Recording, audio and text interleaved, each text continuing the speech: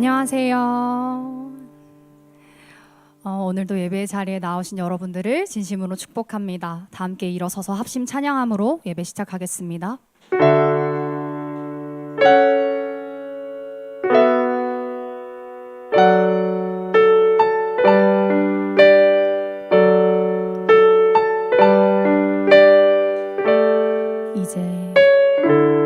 이제 합심하여 우리 예배를 합시다. 온 마음으로 모든 전심을 다해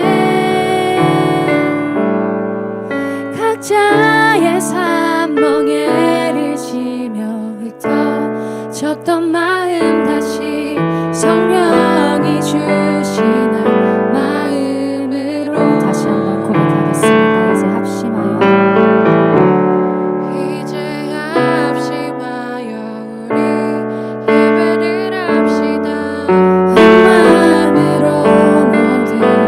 힘을 다해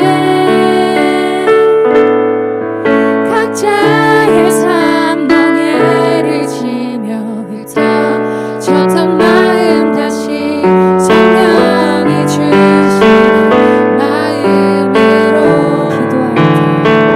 기도할 땐 주님의 시선이 머문 곳을 향해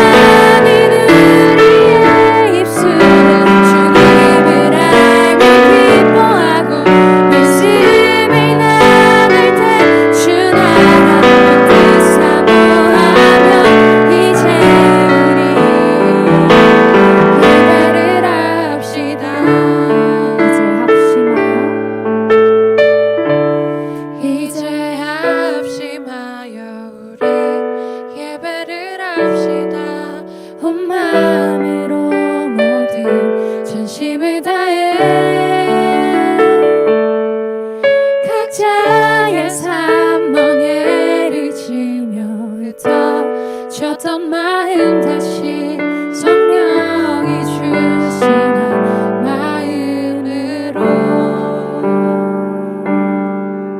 아멘. 이 시간 다 함께 사도신경으로 신앙 고백 올려드리겠습니다. 사랑하는 청년 여러분, 여러분은 하나님을 믿으십니까?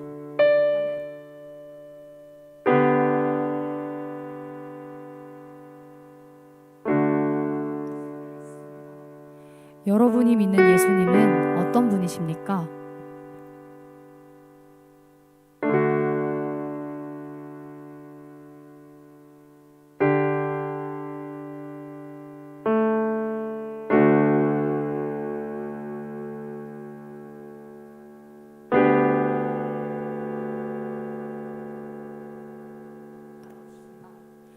여러분은 지금 우리 안에서 일하시는 성령님을 믿으십니까?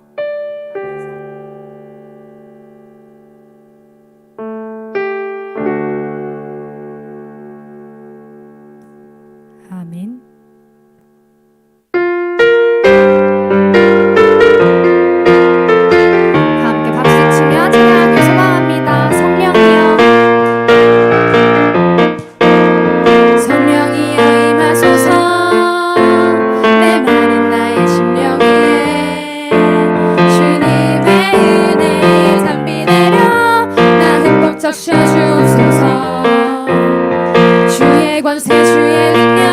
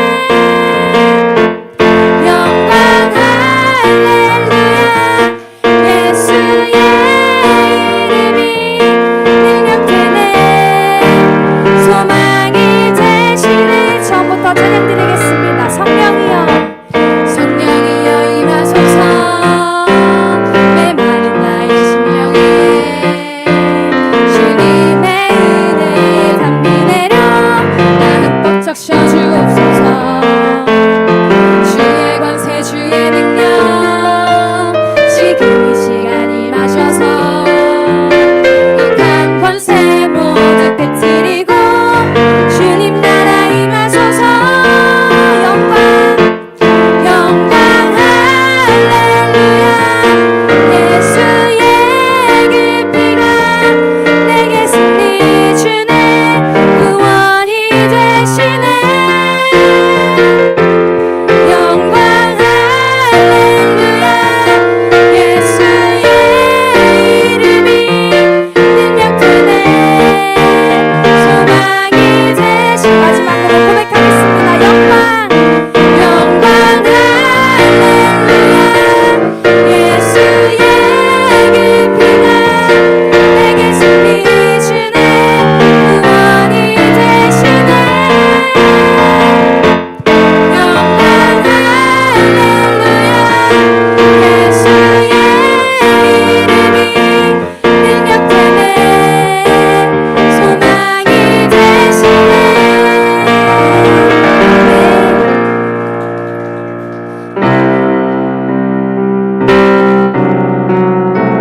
하나님께서 비춰주신 빛을 그대로 세상에 널리 알리는 청년 일부 되길 소망합니다. 다음에 찬양 드리겠습니다.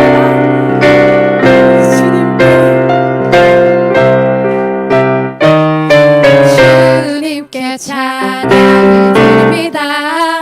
오 예수 높임 받으소서 나의 주인 내 구원 이끄시는 분 오 예수 높임 받으소서 나 홀로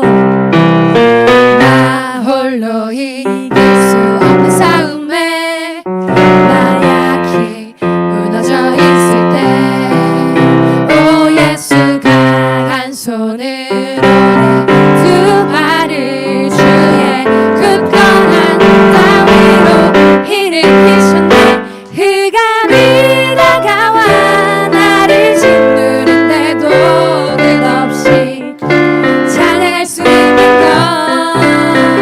난 예수의 날 빛이요 실패를 뒤집은 승리의 증인 되리라 다시 한번 찬양 드리겠습니다.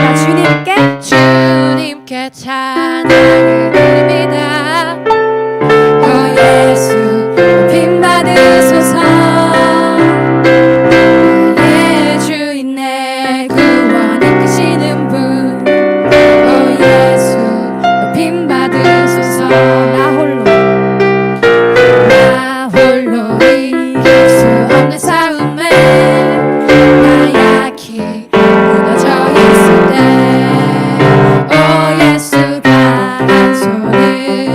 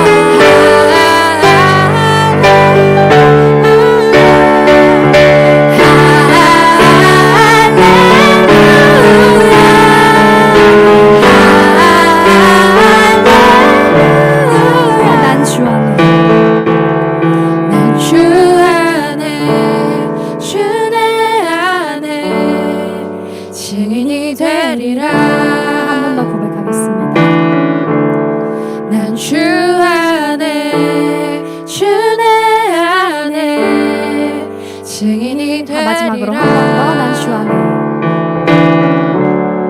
나 주 안에 주 내 안에 증인이 되리라.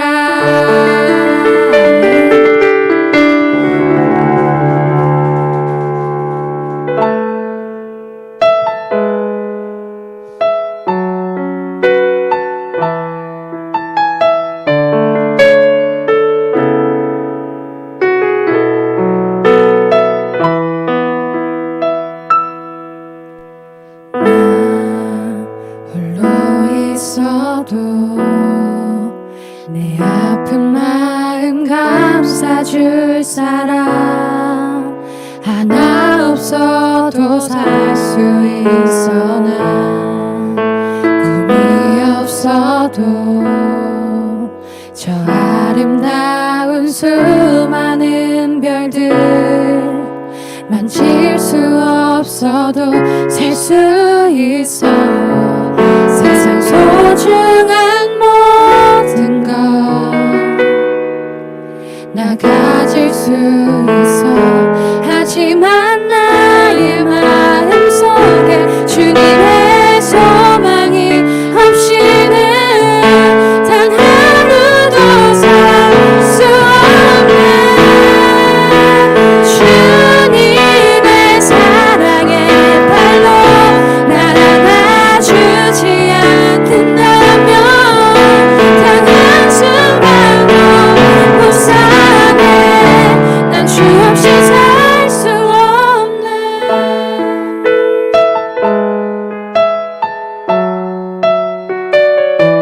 다시 한 번 더 가사를 묵상하며 처음부터 주님 앞에 고백 올려드리겠습니다. 나 홀로 있어도 내 아픈 마음 감싸줄 사람 하나 없어도 살 수 있어. 난 꿈이 없어도 저 아름다운 수많은 별들 만질 수 없어도 살 수 있어. 세상 소중한 모든 것 나 가질 수 있어. 하지만 나의 마음속에 주님의 소망이 없이는 단 하루도 살 수 없네. 주님의 사랑의 발로 날 안아주지 않는다면 단 한순간도 못 사네. 난 주 없이 살 수 없네.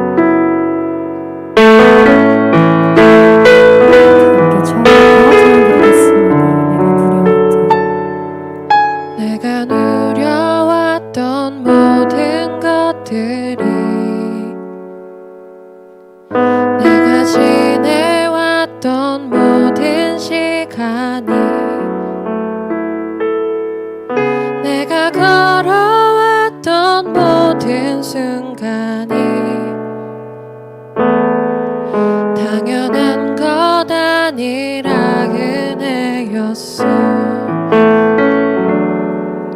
아침에 해가 뜨고 저녁에 노을, 봄의 꽃향기와 가을의 열매, 변하는 계절의 모든 순간이 당연한 것 아니라 은혜였어. 모든 것이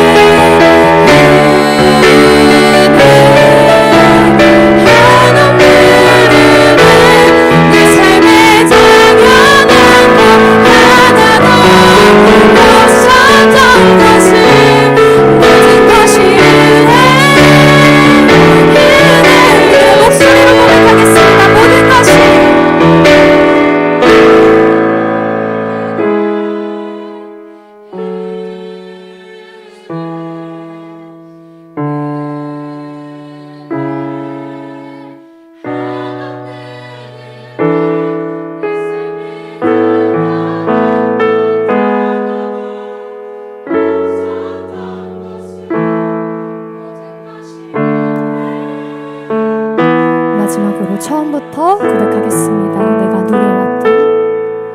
내가 누려왔던 모든 것들이, 내가 지나왔던 모든 시간, 가니 내가 걸어왔던 모든 순간이 당연한 것 아니라 은혜였소. 아멘. 이 시간 다 함께 앉아서 예배 자리를 허락하신 주님께 감사하며 각자 짧게 기도한 뒤 제가 마무리 기도함으로 찬양 마치겠습니다. 다 함께 기도드리겠습니다.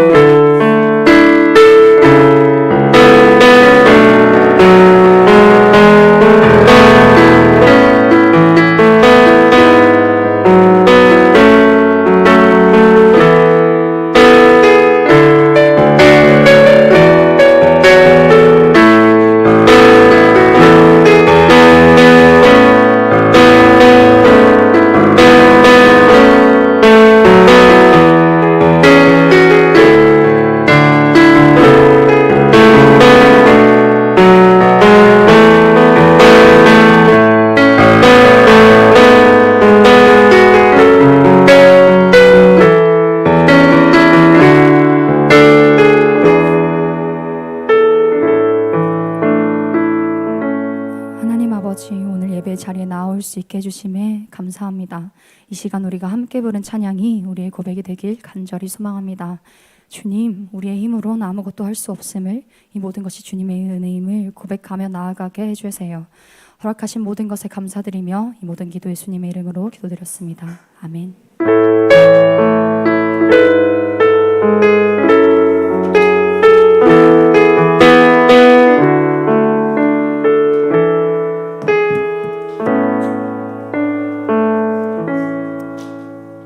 주일 광고 시작하도록 하겠습니다. 네, 넘겨주세요. 새로 오신 분은 예배가 끝난 후에 43기 신나은 친구를 찾아가 저기 손 들고 있는데 찾아가 주시면 됩니다. 오는 토요일 기도회는 쉬어갑니다. 각자의 자리에서 기도하는 공동체 되길 소망합니다. 다음 주 섬긴 가족은 진혁 가족입니다. 예배 시작 전 의자 배치와 예배 준비를 해주시면 됩니다. 4, 5월은 아우팅 기간입니다. 가족 간 즐거운 시간 보내시길 바랍니다. 다음은 저번 주에 광고했던 영동 살롱 광고입니다. 일시와 이제 장소와 내용은 다음과 같고요. 아직 신청 인원 자리가 남았다고 하니 많은 참여 부탁드립니다. 네, 그리고 오늘은 특별한 행사가 있는데요. 바로 성년의 날 행사입니다. 성년의 날이란 20살이 된 것을 기념하고 축하하는 날입니다. 네, 그런 의미로 올해 20살이 된 48기 친구들은 지금 앞으로 나와 주시길 바랍니다.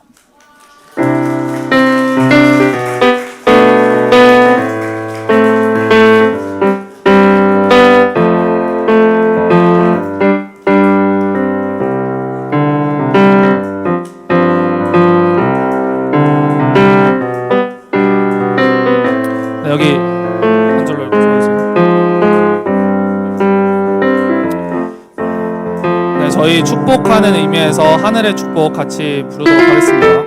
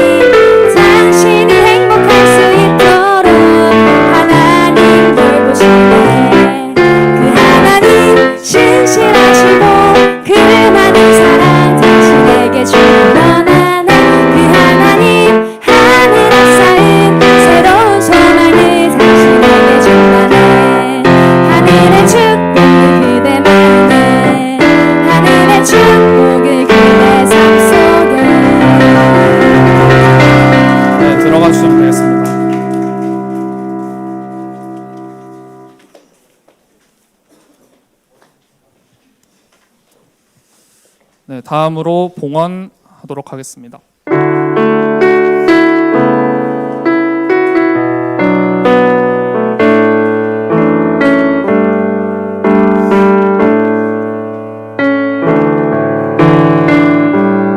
나의 마음 받으소서.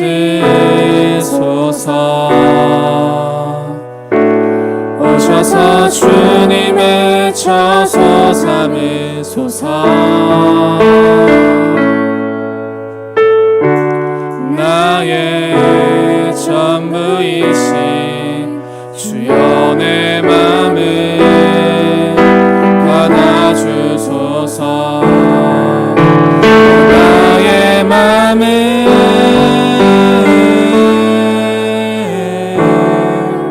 주님께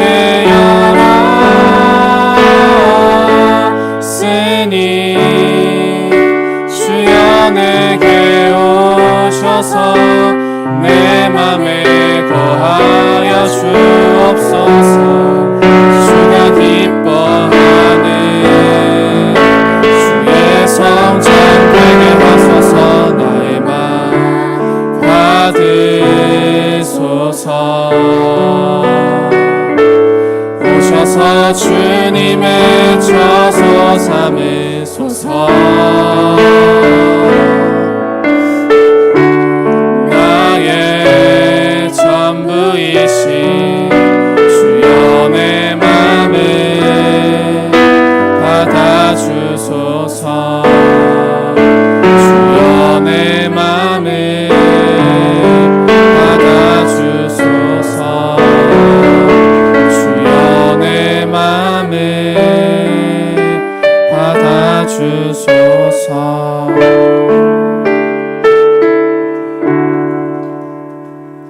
네, 기도하겠습니다. 하나님 아버지 감사합니다. 오늘도 예배의 자리에 모일 수 있게 해주심에 감사합니다. 저희에게 따뜻한 봄날의 날씨를 허락하여 주시고 가정과 사회에 감사를 나누는 5월을 주심에 감사합니다. 이 모든 것을 허락하신 하나님을 늘 기억하며 은혜로 살아가는 하루하루 되게 해주세요. 말씀해 주시는 목사님의 입을 열어 설교하게 하시고 예배하는 이 자리에 임하여 주시옵소서. 예수님의 이름으로 기도합니다. 아멘.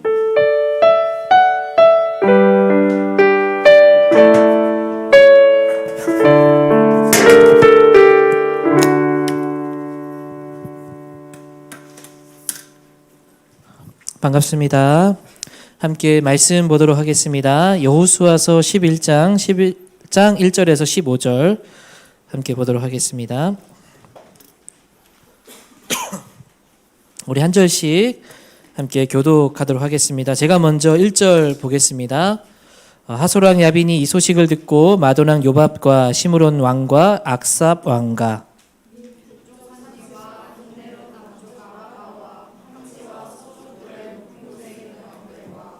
동쪽과 서쪽의 가나안 족속과 아모리 족속과 헷 족속과 브리스 족속과 산지 여부스 족속과 미스바 땅 헤므론 헤르몬 산 아래 히위 족속에게 사람을 보내매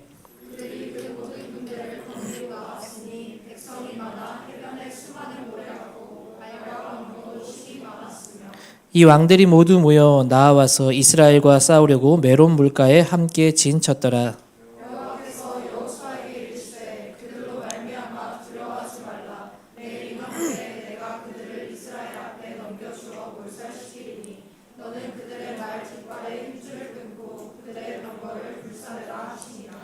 이에 여호수아가 모든 군사와 함께 메론 물가로 가서 갑자기 습격할 때에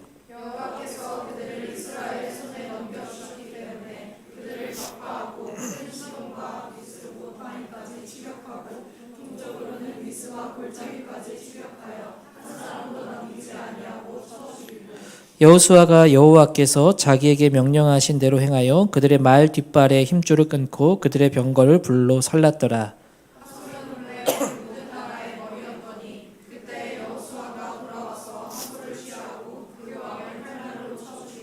그 가운데 모든 사람을 칼날로 쳐서 진멸하여 호흡이 있는 자는 하나도 남기지 아니하였고 또 하솔을 불로 살랐고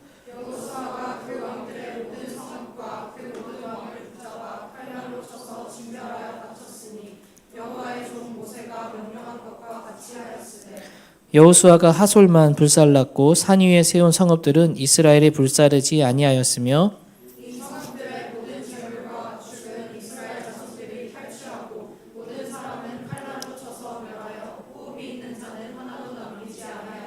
같이 읽겠습니다. 여호와께서 그의 종 모세에게 명령하신 것을 모세는 여호수아에게 명령하였고 여호수아는 그대로 행하여 여호와께서 모세에게 명하신 모든 것을 하나도 행하지 아니한 것이 없었더라. 아멘. 오늘 여호수아서 11장에 나오는 말씀을 가지고 우리의 삶은 기적이 아닌 은혜입니다 라는 제목으로 여러분들과 함께 하나님의 말씀을 좀 나누고자 합니다. 오늘 여호수아서 말씀을 보기 전에 먼저 요한복음의 6장에 나오는 말씀을 좀 살펴보면서 여호수아서 말씀을 이어서 보고 전하고자 하는 메시지를 함께 나누고 좀 기도하고 그렇게 했으면 좋겠는데요. 요한복음 6장을 여러분들 잘 알고 계시는 말씀일 거라고 생각합니다. 나중에 보시면 알겠지만 오병이어의 사건이 나와 있는 말씀이죠. 거기 6장 5절에 보시면 사람들이 예수님 곁에 이렇게 모여드는 것을 볼 수 있습니다. 예수께서 눈을 들어 큰 무리가 자기에게 오는 것을 보시고, 이때는 언제였냐면 6월절 기간이었습니다. 그래서 이스라엘에 있는 사람들이 이제 6월절 기간에 맞춰서 예루살렘에 모여들고 있었을 때였습니다. 근데 그때 거기에 예수님께서 거기에 가신 겁니다. 6월절을 예수님이 공생의 기간 동안에 4번을 보내게 되는데 그 중에 한 번 이제 6월절을 보내게 되는데 예수님의 소문을 사람들이 들은 겁니다. 이 예루살렘에 사람들이 많이 올라왔는데 예수님께서 오셨다는 소식을 들었고 예수님이 어떤 분인가 이 당시에 이스라엘 예루살렘 안에 소문이 파다했던 거죠. 예수님께서는 기적을 행하시더라. 병자를 고치시더라. 그리고 가르침을 베푼다고 하더라. 그분의 가르침은 다른 누군가가 가르친 것과는 다른 가르침이라 하더라. 하며 사람들이 이런저런 소문을 듣고 예수님이 예루살렘에 계시다는 소식을 듣고 거기에 안 그래도 많은 사람들이 모였는데 예수님 주변에 굉장히 많은 사람들이 모여들었습니다. 성경의 기록에 보면 약 5,000명 이상의 사람들이 모여들었고 그곳에는 발 디딜 틈이 없었던 거죠. 예수님은 그렇게 모여드는 사람을 뿌리치지 않으시고 그들을 향해서 가르침을 가르치게 됩니다. 그렇게 한참을 이제 하루 종일 가르치게 되는데 가르치기 시작하자 이제 시간이 지나자 이제 앉아서 그 예수님의 가르침을 듣던 무리들이 허기가 지기 시작했고 배가 고파오기 시작했습니다. 예수님은 그들의 배고픔을 아셨고 또 그 무리들을 불쌍히 여기셨고 그들을 먹이기를 원하셨어요. 그래서 요한복음 6장 5절 말씀에 이어서 보시면 빌립에게 이르시되 우리가 어디서 먹을 것 떡을 사서 이 사람들을 먹이겠느냐 하시니 이렇게 말씀하심은 친히 어떻게 하실지를 아시고 빌립을 시험하고자 하심이라. 그러니까 예수님께서 이들을 먹이기를 원하셨고 이들을 어떻게 먹을 것인가를 물어보셨습니다. 빌립에게 물어봤는데 친히 어떻게 하실지를 아시고 빌립을 시험하고자 하심이라. 즉 이 말은 예수님께서 앞으로 어떤 일이 일어날 줄 예수님은 알고 계신 겁니다. 바로 오병이어의 기적을 일으킬 것을 예수님은 알고 계시고 빌립이 그럼에도 어떻게 반응하는지를 보려고 시험하고자 묻습니다. 여기에 있는 이 사람들을 떡을 먹이고 싶은데 어떻게 해야 하겠느냐. 빌립이 이렇게 대답을 하죠. 각 사람으로 조금씩 받게 할지라도 200데나리온의 떡이 부족하리이다. 빌립의 말은 여기 모인 사람들이 너무나 많다는 겁니다. 200데나리온의 돈이 있더라도 이 많은 사람들을 먹이기에는 부족하다라는 것이죠. 심지어 200데나리온이 돈이 있다 하더라도 이 당시에 이 5,000명이 넘는 인원이 있는 그 사람들이 먹을 것을 채워준다는 것은 불가능한 이야기였습니다. 이런 이야기를 하는 중에 이제 제자 중 안드레라 하는 제자가 이 사람들의 틈에서 현장을 둘러보고 있었습니다. 그리고 한 소년이 보리떡 5개와 물고기 2마리 도시락을 이 안드레를 통해서 예수님께 드리게 됩니다. 사실 이 소년이 바친 것을 통해 기적의 역사가 시작되는데 예수님께서는 그 소년이 준 도시락을 가지고 모든 사람, 모여있는 사람들에게 뭐라고 분부하고 지시하는가 하면 식사할 수 있는 대형으로 앉을 수 있도록 예수님께서 말씀하십니다. 예수님의 제 말씀을 따라서 제자들이 이제 사람들이 3, 4, 5 앉을 수 있는, 먹을 수 있는 대형으로 앉게 만들어주죠. 그 예수님께서 무리들 앞에서 그 한 소년이 바쳤던 보리떡 5개와 물고기 2마리를 가지고 축사하고 감사의 기도를 드린 후에 사람들에게 달라고 하는 만큼, 원하는 만큼 음식을 나누어 주라라고 말씀합니다. 하나씩 주어도 이미 다 먹을 수 없을 만큼 작은 양인데 원하는 대로 주라라고 말씀하고 있다는 거죠. 요한복음 6장 11절에 예수께서 떡을 가지고 축사하신 후에 앉아있는 자들에게 나눠주시고 물고기도 그렇게 그들의 원하는 대로 원대로 주니라. 여러분, 놀라운 기적이 일어났습니다. 놀랍게도 그 작은 음식이 예수님께서 명령하시자 수많은 음식으로 불어나기 시작했고, 이 음식이 거기에 앉아있는 모든 사람이 먹을 만큼 풍족하게 늘어나는 초월적인 기적의 역사가 일어난 겁니다. 심지어 먹었는데 12광주리가 남은 것이죠. 이것이 우리가 잘 알고 있는 오병이어의 기적의 사건입니다. 성경에는 복음서가 4권이 있는데 다 기록된 것은 거의 요한복음의 이 오병이어 사건, 마태, 마가, 누가, 요한, 이 4복음서에 다 기록된 초월의 기적 사건이 이 오병이어 사건입니다. 여러분, 사람들이 이것을 먹기 시작하자 거기에 앉아있던 많은 사람들이 어떻게 되었을까요? 안 그래도 예수님의 가르침을 들으며 뭔가를 깨닫고 이분의 가르침은 뭔가 다르다는 것을 느끼기 시작했는데, 예수님의 이런 기적을 눈앞에서 본 이들은 열광하기 시작합니다. 오히려 이분을 왕으로 세우려고까지 하죠. 예수님의 능력에 감탄하고 집착하고 이 많은 무리들이 예수님을 따르려고 합니다. 예수님은 그들의 반응을 아셨고 그들을 피해서 배를 타고 호수 건너편까지 이동해서 마치 도망가듯이 가게 되어지죠. 근데 이 무리들이 예수님이 떠난 것을 알고 포기하지 않고 이제는 예수님을 쫓아오기 시작합니다. 심지어 배를 타고 갔는데 뭐라고 합니까? 6장 24절에 무리가 거기에 예수도 안 계시고 제자들도 없음을 보고 곧 배들을 타고 예수를 찾으러 가버나움까지 가더라. 수많은 무리들이 예수님을 찾기 위해 배까지 타고 예수님을 찾아다니는 겁니다. 이 예수님이 우리를 배고픔을 채워준 것을 경험한 사람들이 무리들이라고 표현하는데, 이 무리들이 찾아가는 거죠. 결국은 예수님을 이 무리들이 만나게 되었죠. 예수님께서 그 무리들에게 뭐라고 말씀하는가 하면 요한복음 6장 26절 이렇게 말씀하세요. 예수께서 대답하여 이르시되 내가 진실로 진실로 너희에게 이르노니 나를 찾은 까닭, 나를 찾은 것은 표적을 본 까닭이 아니요 뭐라고 얘기합니까? 떡을 먹고 배부른 까닭이로다. 그러니까 사람들이 예수님을 찾아온 이유가 무엇이라고 합니까? 그분의 가르침을 통해서 그분이 하나님의 아들이시구나, 특별한 초월적인 기적을 통해 이분이 특별한 구약에 예언된 메시아구나라고 믿고 따라온 것이 아니라, 그분이 기적을 베푼 것을 통해 뭘 따라오냐면 자기의 필요를 채워주는 분이라는 것을 알고 자기의 필요를 채우기 위해서 예수님을 찾아왔다는 겁니다. 쉽게 말하면 자신의 욕망과 야망을 채워줄 분으로 예수님을 찾아왔다는 것이죠. 여러분, 이 이야기를 하는 이유는 우리도 역시 예수님을 찾는 이유가 무엇인가, 그러한 묵상이 우리 가운데 있어야 된다는 겁니다. 여러분들에게 한번 스스로 한번 질문해 보십시오. 여러분들이 예수님을 찾는 이유는 무엇입니까? 여러분들이 이곳에 나와서 예수 그리스도를 하나님의 아들이라고 믿고 예배 드리는 이유와 목적이 무엇입니까? 설마 복을 받기 위해서입니까? 예수님을 믿으면 내가 바라는 소원의 성취를 도와주실 분이기 때문에 여기 나와서 예배 드리는 건가요?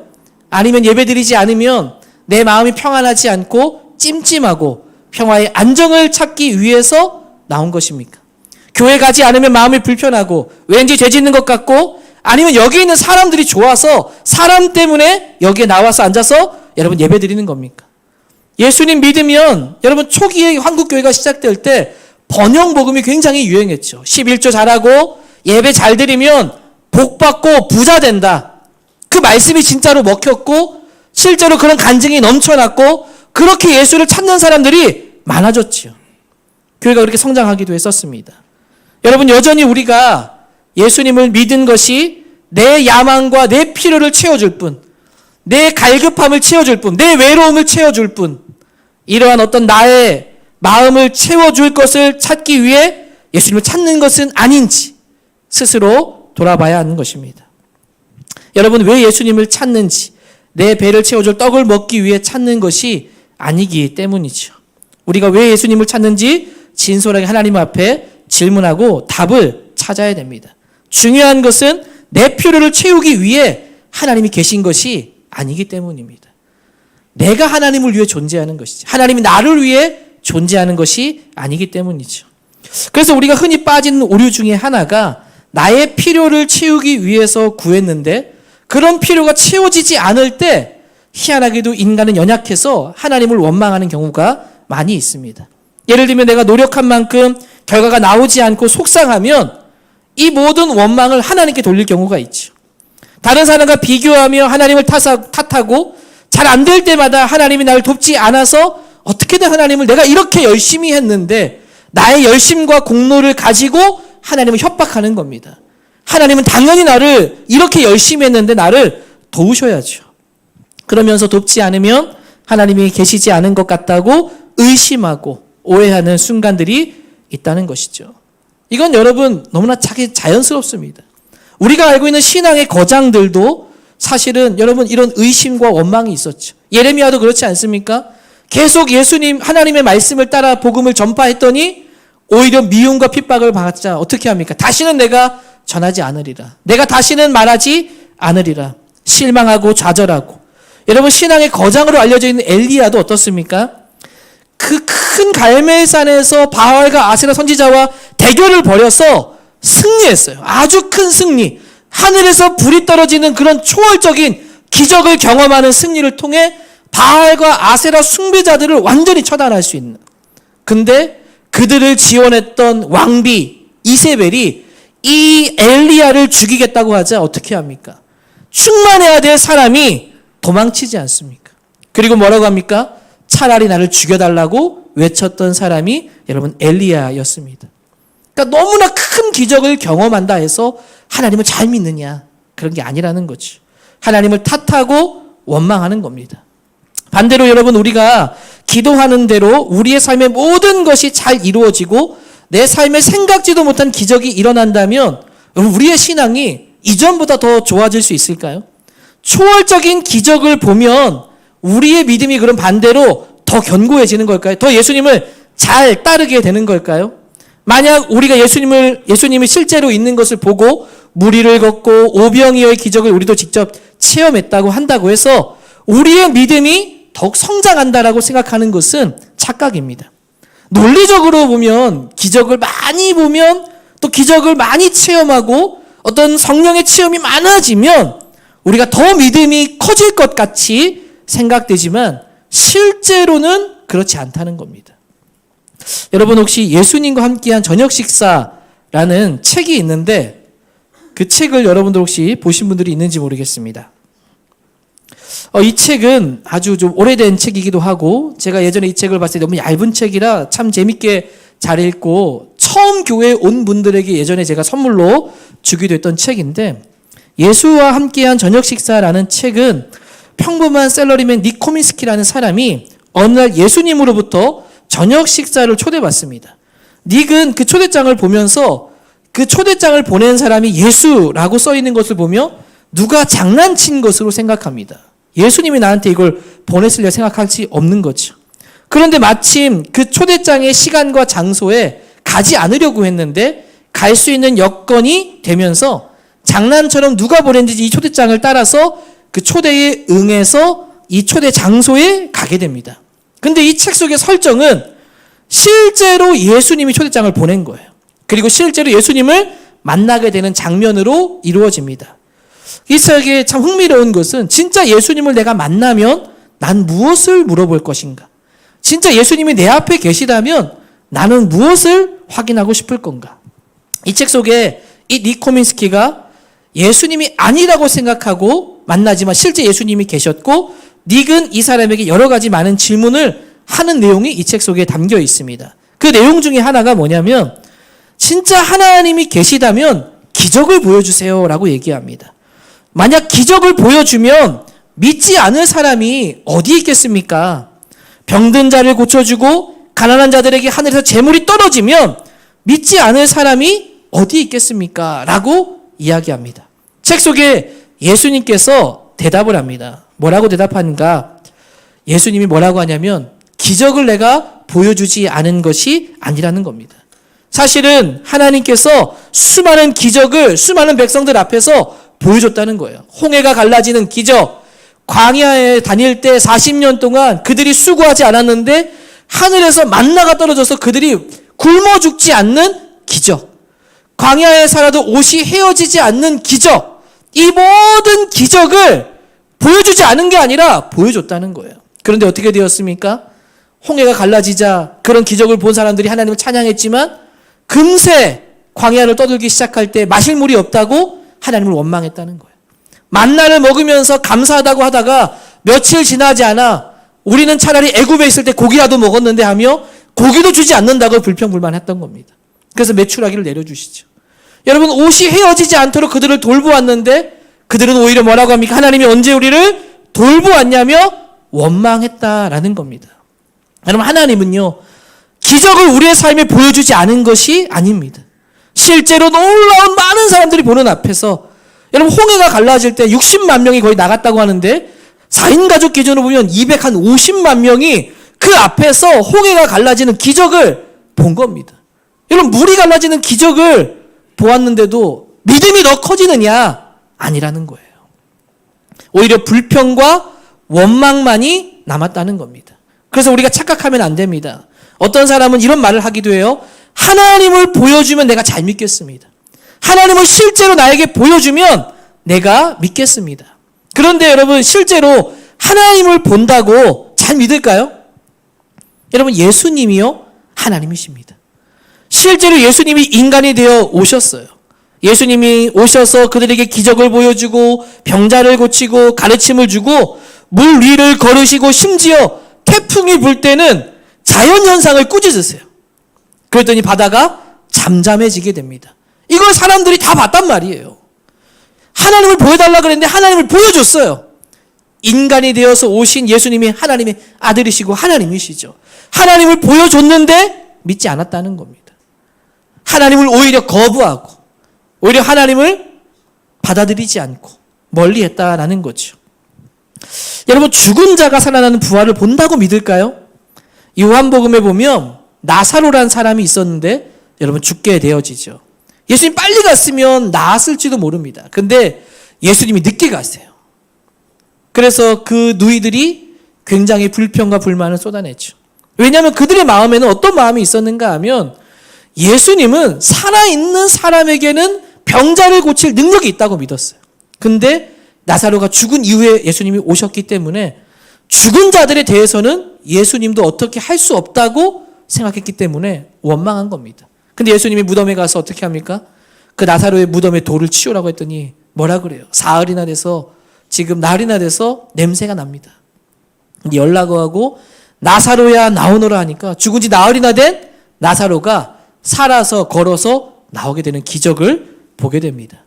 여러분, 이런 놀라운 기적을 눈앞에서 봤다면 여러분, 예수님을 믿지 않고 배길 수 있겠습니까? 근데 이 사실을 보았고 이 사실을 본 사람들이, 이 바리새인들과 이스라엘 지도자들이 이걸 보고 난 이후에 대제사장을 찾아가서 나사로가 살린 소식을 알려줍니다. 근데 여러분, 어떻게 하는지 아십니까? 성경에는 이렇게 얘기하고 있습니다.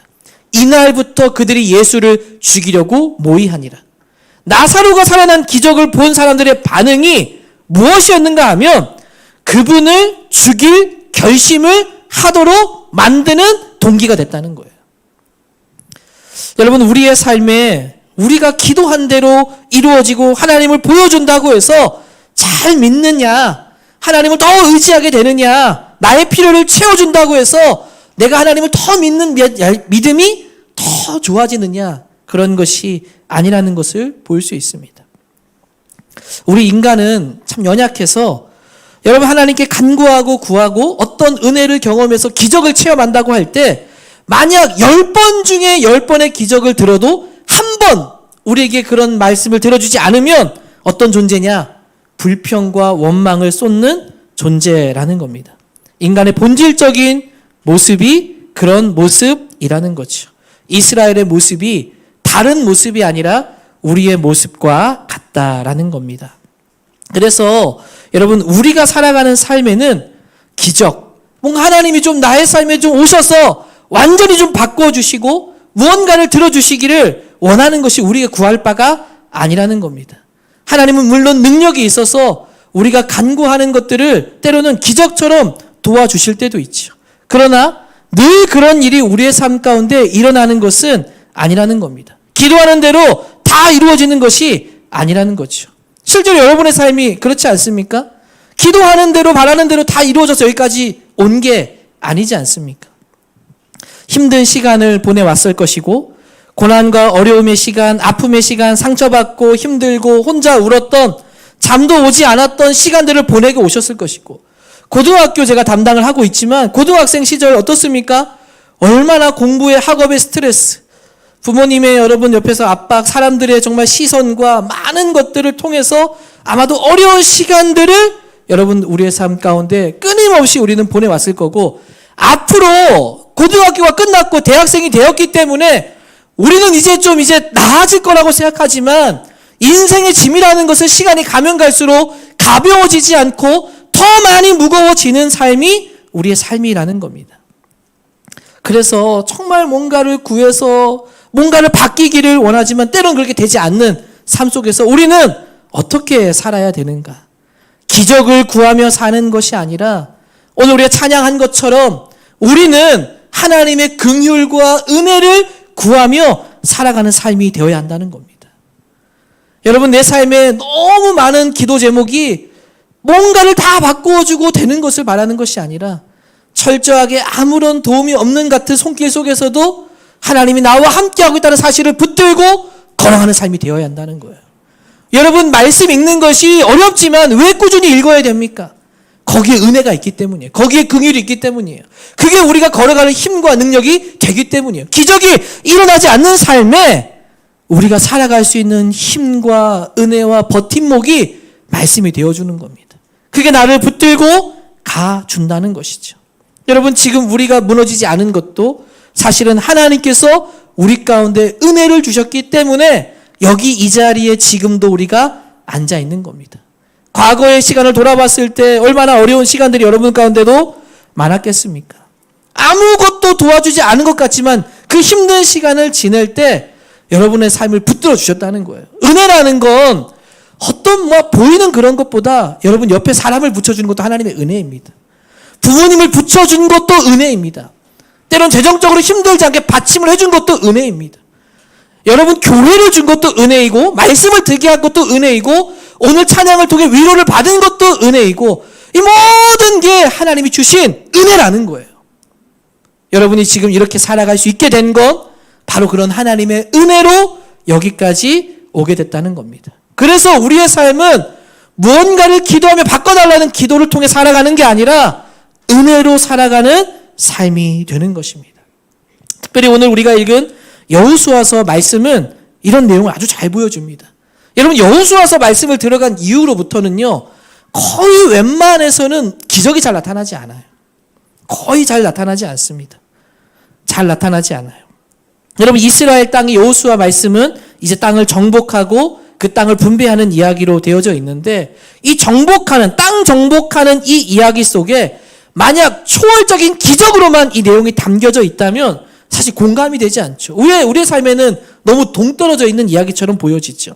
마치 사무엘 시대 때에 가면 블레셋이 공격해 올 때 갑자기 하늘에서 우레가 칩니다.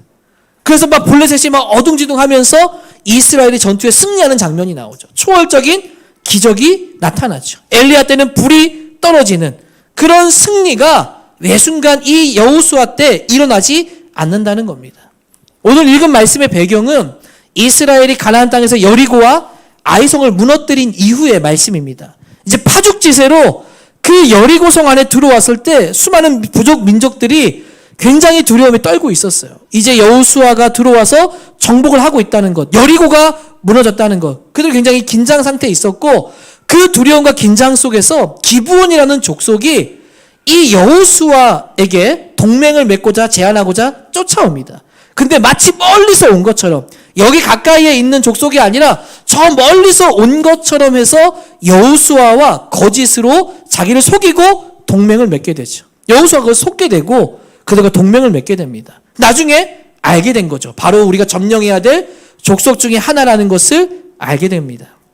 근데 이 약속한 것을 지키기 위해 그들을 놔두게 되는데 그 옆에 있던 이방에 있던 다른 족속들이 이 기브온 족속이 배신자니까 이들을 처단하기 위해서 군사를 모아서 이들에게 쫓아와 공격을 합니다. 기브온 족속이 여호수아에게 부탁을 해요. 우리를 도와주세요. 당신의 동맹이 된 이들을 도와주세요. 그래서 남방의 연합군들이 이 기브온 족속을 공격할 때 여호수아가 군대를 데리고 와서 기브온 족속을 도와주게 되고 그 남방 연합군들을 이 여호수아 군대가 완전히 다 때려 부시고 완전히 전멸시킵니다. 그렇게 되자 어떻게 되냐면 북쪽에 있던 이제 북쪽 지역 사람들이 이제 두려움이 떨기 시작하는 거예요. 이제 남쪽을 거의 다 여호수아가 점령했으니 이제 북쪽을 공격해 오도록 되겠구나라는 것을 느끼게 된 거죠. 그래서 북방 지역에 있는 사람들이 남방 지역처럼 이스라엘에게 무너지게 될까봐 두려움이 일어나기 시작하고 그때 이 북방의 민족의 맹주였던 왕이 하솔 왕 야빈이었습니다. 이 북방의 민족의 하솔 왕 야빈을 중심으로 연합군을 이루기 시작해요. 이스라엘 위협을 느낀 북방 민족들이 적극적으로 이 하솔 왕 야빈이 만드는 북방 연합에 들어가게 됩니다. 이것이 오늘 우리가 읽은 본문 말씀의 시작입니다. 1절에 뭐라고 나와 있죠? 하솔 왕 야빈이 이 소식을 듣고 마돈 왕 요밥과 시므론 왕과 악삽 왕과 2, 3절에 계속해서 북쪽에 모여드는 족속과 왕들이 나옵니다. 그러니까 하솔 왕 야빈을 중심으로 북쪽에 이 여호수아를 대항하기 위해서 군대가 연합되기 시작하는 거예요. 굉장히 많은 군대가 형성되기 시작합니다. 4절 말씀에 가면 이렇게 나와 있죠. 그들이 그 모든 군대를 거느리고 나왔으니 백성이 많아 해변에 수많은 모래 같고 말과 병거도 심히 많으며 그동안 이스라엘과 상대하던 적들과는 비교도 안 될 정도로 수많은 군사들이 모여든 겁니다. 이 전쟁의 결과는 여러분 이스라엘이 사실은 연합하지 않았을 때 민족별로 공격했을 때는 승산이 있었지만 이제는 북방이 연합하면서 해변에 수많은 모래와 같다는 말처럼 엄청나게 거대한 군사 연합군 경대가 형성된 거예요. 그러니까 이스라엘이 사실은 이 뭐랄까요? 쪽수라고 해야 될까요? 이 숫자 면에서 군사력 면에서 상대할 수 없는 만큼 전력차가 크게 난 겁니다. 이 북쪽의 연합군이 너무나도 강력하게 똘똘 뭉치게 된 거죠. 여러분 이러할 때 이런 불가능한 전쟁에서 승리하려면 필요한 게 무엇이겠습니까? 기적이 필요하죠. 하나님께서 행하시는 기적이 필요한 때예요. 마치 여리고성 나팔 소리로 그 여리고성이 무너져 내린 것처럼 아니면 모세가 손을 들면 아말렉 족속과 싸울 때 여호수아 군대가 승리한 것처럼 어쩌면 하나님의 그런 초월적인 기적이 필요한 때 바로 이때입니다. 그런데 이 전쟁에는 기적이 일어나지 않아요. 어떤 기적도 일어나지 않고 오히려 여리고성 이후부터 기적이 잘 나타나지 않는데 가나안 정복 전쟁이 이런 기적이 없는 상태, 이런 대단한 상대를 상대하는데 어려움이 있었다는 겁니다. 근데 여러분 어떻게 되었을까요? 결국엔 어떻게 되었습니까? 이 북쪽 연합군들과 전쟁을 치르게 되는데 7절에 가면 이렇게 말씀이 나와 있습니다. 여호수아가 모든 군사와 함께 메론 물가로 가서 갑자기 습격할 때에 여러분 말씀의 묵상이라는 것이 이런 데서 능력이 나오는 거예요. 우리는 쉽게 이런 생각을 할 수 있습니다. 하나님이 함께 하셨기 때문에 승리하셨습니다. 이 얘기로 모든 걸 마무리할 수가 있어요. 그러나 여러분 7절 말씀 이 한 절을 가만히 묵상하다 보면 여호수아가 모든 군사와 함께 메론 물가로 가서 갑자기 습격할 때에 이후에 어떻게 됩니까? 승리하게 된 내용들이 나오게 됩니다. 특별히 여러분 우리가 볼 것이 바로 7절 저 후반절에 나와 있는 갑자기 습격할 때에입니다. 저도 말씀을 묵상하면서 이 말씀이 저의 마음 가운데 와닿았죠. 여러분 어떤 의미입니까? 사실은 해변처럼 많은 적들이 있는데 여러분 도망치지 않았다는 거예요. 그리고 습격했다라는 말은 무엇입니까? 전략을 세웠다는 겁니다. 그들이 모여서 두려워하지 않고 저들과 싸울 준비를 행했다는 거예요. 두려움 가운데 도망간 것이 아니라 전략을 짜고 현실을 피하지 않고 용기 있게 대처하고 그들이 올 걸 대비하면서 많으니까 우리가 싸우지 말고 버티자고 한 것이 아니라 먼저 기습해서 습격해서 공격하고 승리를 이루어내게 되었다는 겁니다. 여러분 이 전쟁의 승리는 현실의 삶 속에서 치열하게 싸워서 얻은 승리입니다. 홍해와 같은 기적이 갈라지는 기적도 없고 여리고가 무너지는 기적도 없고 이제 기적이 아니라 자신들이 준비하고 하나님을 의지하며 나아가서 싸우며 정복하는 전쟁이었다는 겁니다. 바로 여러분 이 말씀 속에서 가나안 정복 이야기는 우리에게 주는 삶의 통찰이 있어요. 무엇입니까? 우리의 삶이 하나님이 어떻게든 이 안 되는 전쟁을 도와주길 바라며 있는 것이 아니라 치열하게 싸워야 된다는 겁니다. 치열하게 우리가 현실 가운데 우리가 하나님을 의지하며 전략을 세우고 계획을 세우는 것처럼 준비되며 나아가야 된다는 것이죠. 결국 어떻게 됩니까? 이 전쟁을 승리하게 된다는 거예요. 그리고 하나님께서 함께 하심으로 은혜 가운데 이들이 승리했다라는 겁니다. 우리의 삶도 마찬가지로 기적을 바라며 사는 것이 아니라 철저하게 준비하며 하나님을 의지하며 살아가야 된다는 것이죠. 그리고 그 속에 하나님의 은혜가 나타나게 된다라는 겁니다. 여러분 하나님의 바로 돌보심이 우리가 치열하게 포기하지 않고 하나님을 붙들며 살아갈 때 부어지는 은혜라는 겁니다. 포기하면 안 된다. 끝까지 싸우며 여러분 나아갈 때 하나님께서 우리에게 그런 은혜와 돌보심이 이루어진다는 거예요. 앞서 말씀드린 것처럼 치열하게 말씀을 붙들어야 돼요. 읽을 때마다 지루하고 재미없고 힘들지만 이게 즐거워야 된다는 거예요. 여기에서 진짜 기쁨을 발견해야 된다는 거예요. 하나님은 어떻게 은혜를 주십니까? 동역자들을 붙여주세요. 그리고 부모님을 주시고 교회를 주시고 친구를 주시고 학교를 주시고 집을 주시고 거주할 곳을 주시는 이 모든 게 하나님의 은혜라는 거예요. 우리가 살아갈 수 있도록 싸울 수 있도록 나아갈 수 있도록 이런 하나님의 은혜를 우리 가운데 부어주신다는 겁니다. 현실의 삶 속에서 하나님을 의지하며 은혜를 간구하며 살아가는 삶이 되어야 한다는 것이죠. 여러분 유진 피터슨 목사님이 쓴 책 중에 이런 책이 있습니다. 다윗 현실에 뿌리박은 영성이라는 책입니다.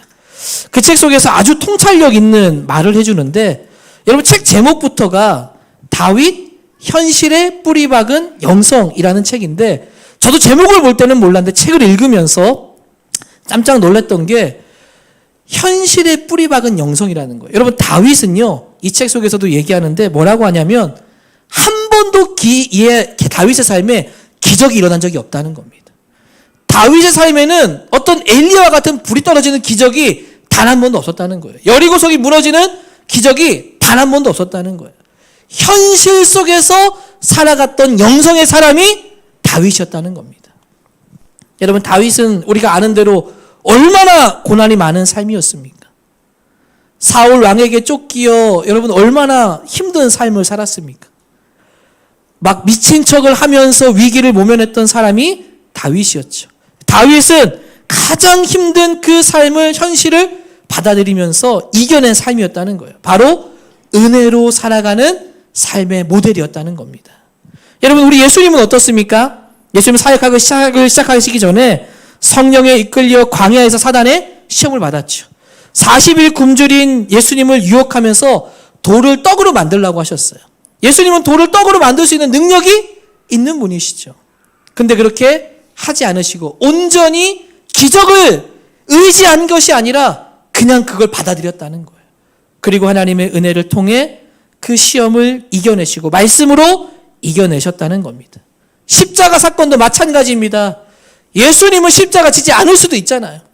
말씀 한마디면 천군 천사를 동원해서 모두 다 심판하고 징계할 수 있는 분이셨어요. 그러한 초월적인 기적과 그런 능력을 가지신 분이 그렇게 하지 않으셨고 현실 속에 그 십자가를 지고 기적을 일으킬 수 있음에도 불구하고 쉬운 길이 아닌 현실의 삶의 그 길을 가셔서 죽으셨고 부활의 영광을 여러분 얻게 되었다는 겁니다. 여러분 우리의 삶도 현실 속에 있습니다. 우리가 살아가는 삶이 여러분 쉽지 않아요. 그래서 너무 힘든데 어떻게 살아야 될까? 기도도 나오고 하나님이 이 어려움이 좀 떠나가기를 바라며 홍해와 기적 같은 일들이 좀 해결되기를 바라는 마음이 우리 가운데 있을지도 모르겠습니다. 그러나 매 순간 그런 것이 우리 삶 가운데 일어나는 것이 아니라는 거죠. 한번 문제가 해결된다고 기적이 일어난다고 해서 해결된다고 해서 끝날까요? 인간의 문제는 한번 해결된다고 끝나는 것이 아니라 또 다른 더 큰 어려움들이 날마다 우리에게 찾아오는 것입니다. 그래서 어떻게 해야 되느냐? 우리는 기적을 바라며 사는 것이 아니라 은혜를 구하며 사는 삶이 되어야 한다는 것입니다. 그래서 다윗처럼 현실에 뿌리 박은 영성 있는 삶이 되어야 된다는 겁니다. 예수님처럼 초월적인 기적을 말하는 것이 아니라 이 땅 가운데 살아가면서 하나님 말씀을 붙들고 기도하며 동역자들과 함께하는 교회와 우리 모든 사람들과 친구와 함께하는 모든 이 은혜를 주신 것을 의지하며 하나님을 바라보며 은혜로 살아가는 삶이 되어야 한다는 것입니다. 저는 오늘 말씀을 통해서 우리 모든 청년 여러분들이 은혜를 구하고 하나님의 긍휼을 구하고 은혜 가운데 정말 어려운 이 삶을 은혜 가운데 살아가게 되기를 주의 이름으로 축복합니다. 우리 같이 한번 찬양하고 한번 좀 기도하면 좋겠는데요. 우리 은혜라는 찬양 우리 함께 부르고 함께 기도하면 좋겠습니다.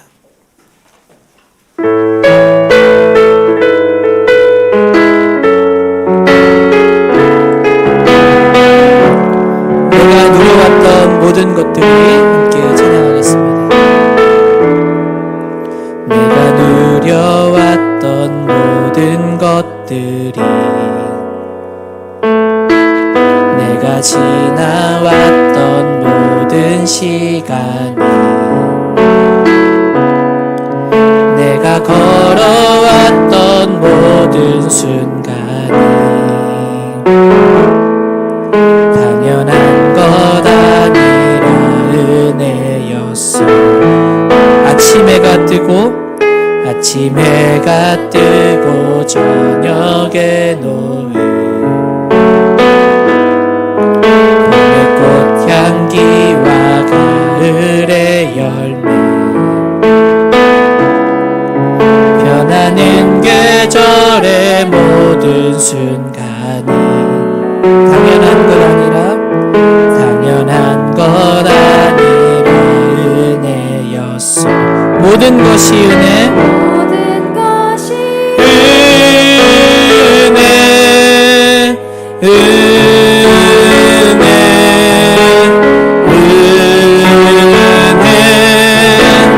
한없는 은혜 내 삶에 당연한 것 하나도 없었던 것을 모든 것이 은혜 우리 한 번 더 모든 것이 은혜 모든 것이 은혜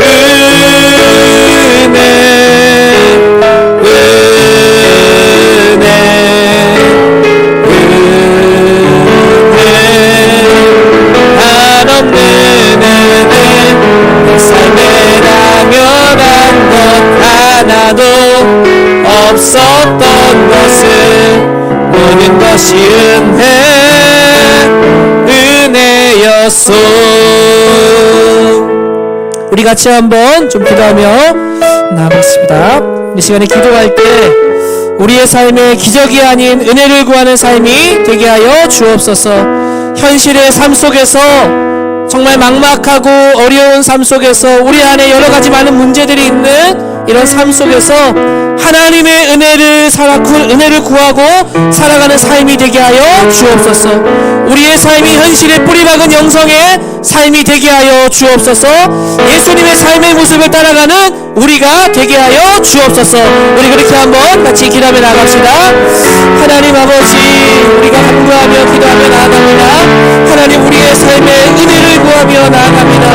하나님, 기적을 말하며 살아가는 것이 아니라 무언가를 좀 바꿔달라고 하며 살아가는 삶이 아니라 하나님 은혜를 구하며 살아가는 삶이 되게 하여 주시옵소서. 우리가 여기까지 살아왔던 것, 우리가 여기까지 올 수 있었던 것은 하나님 기적이 있어서가 아니라 우리가 기도한 대로 다 들어줘서가 아니라 하나님이 붙들어주시고 사랑을 붙여주시고 말씀 가운데 은혜를 주심을 통해 여기까지 오게 하여 주신 줄로 믿습니다. 하나님, 우리가 은혜를 구하는 삶이 되게 하여 주셔서 은혜 가운데 거하는 삶이 되게 하여 주옵소서. 하나님, 예수님처럼 하나님 십자가를 지지 않을 수도 있었지만 지고 가셨던 것처럼 하나님의 은혜를 가운데 하여 주옵소서. 다윗이 하나님 모든 어려움 속에서 단 한 번도 기적이 없었고 단 한 번도 하나님 어떤 초월적인 역사도 없었지만 그럼에도 하나님을 붙들고 승리한 것처럼 우리 예수님 붙들고 나아갈 수 있도록, 우리 하나님 붙들고 우리가 묵묵히 걸어갈 수 있도록 하나님 우리의 삶을 붙들어 주시고 우리의 삶을 인도하여 어머니가 주는 은혜를 구하며 살아가는 삶이라는 것을 기억하고 은혜 가운데 구하며 나아가는 하나님의 모든 삶이 이루어져 갈 수 있도록 하나님 아버지 함께하여 주시고 온전히 은혜를 주시옵소서. 주님 도와주시옵소서. 하나님 감사합니다. 우리를 사랑하여 주셔서 또 오늘 귀한 말씀을 우리 가운데 허락해 주셨는데, 하나님 우리의 삶에 참 많은 기적이 일어나면 좋겠지만 사실 그렇지 않은 삶인 것을 잘 알고 있습니다. 하나님 우리가 어떻게 살아가야 되는지를 잘 생각하게 하시고 예수님을 찾는 이유가 무엇인가, 자꾸 뭘 해달라고 뭘 바꿔달라고 다른 사람과 비교하며 하나님 그렇게 살아가는 삶이 아니라 하나님께서 나의 삶에 베풀어 주시는 은혜를 바라보며 살아가는 그런 삶이 되도록 인도하여 주옵소서. 무엇보다 다윗이 현실에 뿌리박은 영성처럼 단 한 번도 기적이 일어나지 않았지만 예수님이 오실 길을 준비하는 자가 되었고 우리의 삶의 모델이 된 것처럼 우리도 하나님 현실에 뿌리박은 영성 있는 삶이 되게 하여 주옵소서. 무엇보다 우리가 본받아야 될 예수 그리스도께서 말씀 한마디로 모든 것을 바꿀 수 있는 그분이 그런 기적을 행하며 바꿔가며 이 땅을 바꾸고 고친 것이 아니라 현실의 삶 가운데 고난과 채찍을 맞을 뿐만 아니라 침뱉음을 받을 뿐만 아니라 십자가에 처참하게 못 박혀 죽는 모습으로 살아갔던 그 삶처럼 우리도 그 삶을 따라가게 하시고, 그래서 부활의 영광과 하나님의 은혜가 무엇인지를 날마다 경험하는 우리 모든 청년들이 되도록 인도하여 주시옵소서. 우리 하나님 없이는 살 수 없습니다. 하나님의 은혜 아니면 살 수 없습니다. 하나님의 도우심 아니면 살 수 없습니다. 이것을 우리 마음에 새기게 하시고 하나님을 의지하며 살아가도록 인도하여 주시옵소서. 감사드리며 예수님의 이름으로 기도드리옵나이다. 아멘. 우리 주 예수 그리스도의 은혜와 하나님의 사랑과 성령의 교통하심이 오늘 말씀을 통해 우리의 삶이 기적이 아닌 은혜를 구하며 살아가는 삶이 되기를 소망하는 우리 모든 청년들 위해 언제나 함께 하시기를 간절히 축원하옵나이다. 아멘.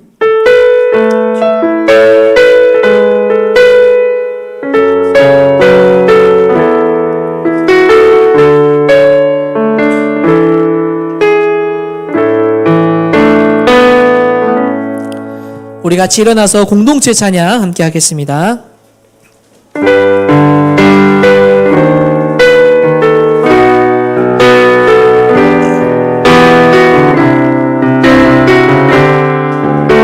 주 안에 우린 하나,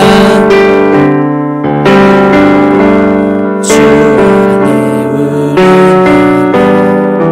모습은 달라도 눈만 바라는 사랑과 선행으로 서로를 격려해 따스한 모든 나가리